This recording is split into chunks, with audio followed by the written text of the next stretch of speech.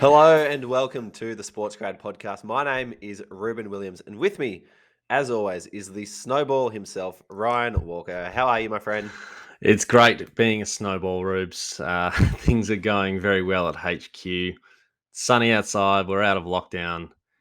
Things could not be better at the moment. So we're flying down Well, here in Melbourne.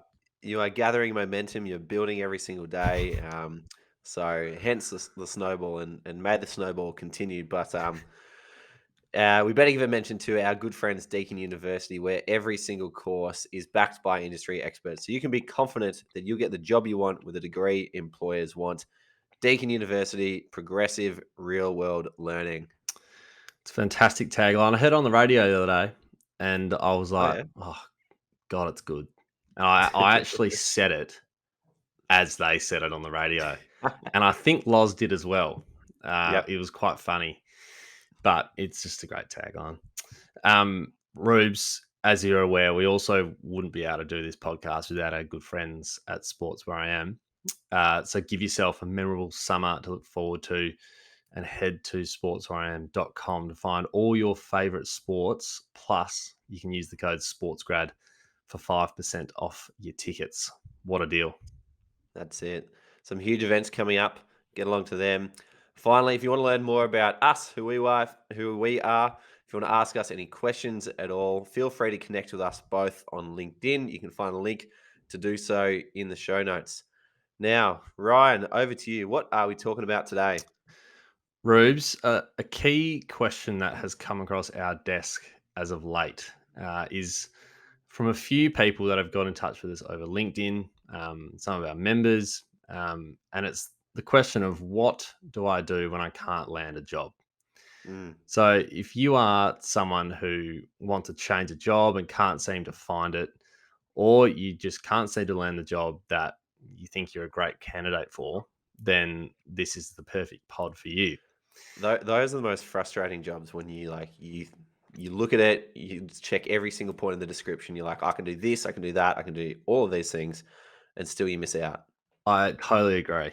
And sometimes you're probably just like, I don't understand what I'm doing wrong. And often it isn't you doing something wrong.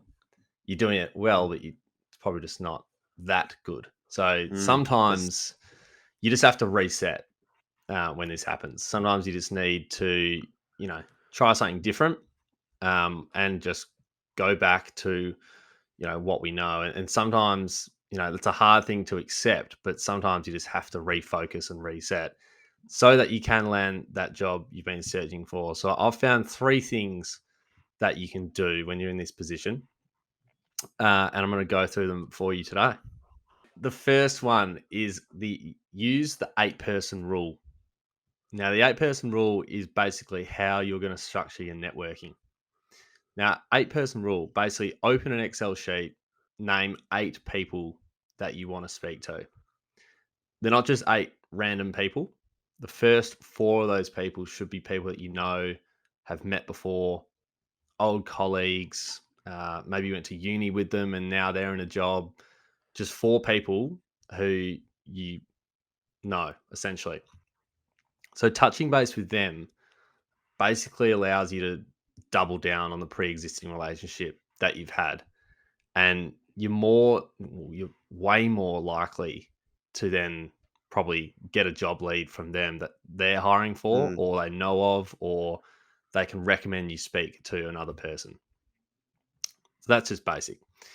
The second set of 4 should be people you don't know at all. They work in organizations you admire. They're in roles that you would like to know more about or you're interested in. So that means you've essentially created 4 fresh relationships in areas that you didn't already have, which results in your network growing. So that's a pretty quick and easy thing to do. Like, how long would it take you to reach out to 4 people? I mean, it's very easy. Like 10 minutes, I reckon. If that, All it yeah. requires is, hey, how are you? Hope you're well. Send you doing great things. Would Yeah. love to catch up and hear more about your role. Like, I've just written the template for you. There you go. Easy. So you can do that on LinkedIn. but the upside is huge. Like Yeah, for bang. 10 minutes of effort. So there's basically 8 people you're speaking to, 4 you don't know, 4 you do know. If you struggle with networking, grab a networker off our website to ensure that you're pretty much prepared and ready to go for those interactions when you have them. And you can actually now have them in person. If you're here in Melbourne Mm, like us, how exciting. yep. If you're elsewhere, you can have probably been able to do that for a while now. But do that. It is really important. Mm, Um, One thing I'll say for the people out there who are feeling this way as well, I was in a similar feeling. Oh, I had a similar feeling once. A few years back, I decided to just shoot out 8 messages to people on LinkedIn, or I think probably just source their email off a website, whatever it was. I'd recommend yep. LinkedIn because it's social. And I was able to ask Paul Pios, who runs Inside 50 Sports Management, to just get a coffee and learn about what he does because I was really interested in that.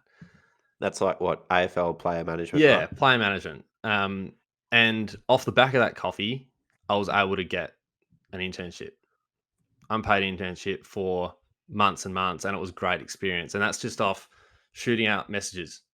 Mm, Like it's really not a hard thing to do. So, and he was part of the 4 that I knew already, and I was able to yep. double down on that relationship. So Unreal. that's just an example of how that can work. The second thing, use LinkedIn to share what you can do. So post on LinkedIn and include information about your current situation. Talk about the skills that you do have, what you enjoy doing, and then what you can do for an organization. I think that last point is the most important point. Yeah. What can you do for an organization? Yeah. Like organizations and people want to know what you can do to help them and fix the problems that they need solving. Mm, That's essentially why they want to hire someone to get you to mm, solve problems. Like that's essentially what we do. So that is really crucial. Doing like a simple post saying I'm looking for work, and that's kind of the basic part of it. It it won't have the impact you're after. So you've got mm, to share what skills you have and how you can help the people who mm. want people to work for their organization. There's no better example in the history of mankind, Ruben, than you. When you were made redundant by CA, you had some of the greatest stories that you posted on LinkedIn around what you can do, your experience in the industry, and how you can help people. Off the back of that, I think you got 8 job offers and 8 people reach out to say, hey, like there might be an opportunity here for you. So I think that just Mm, paints the picture of when you can post on LinkedIn and have a real impact and tell the right story and say how you can actually help people.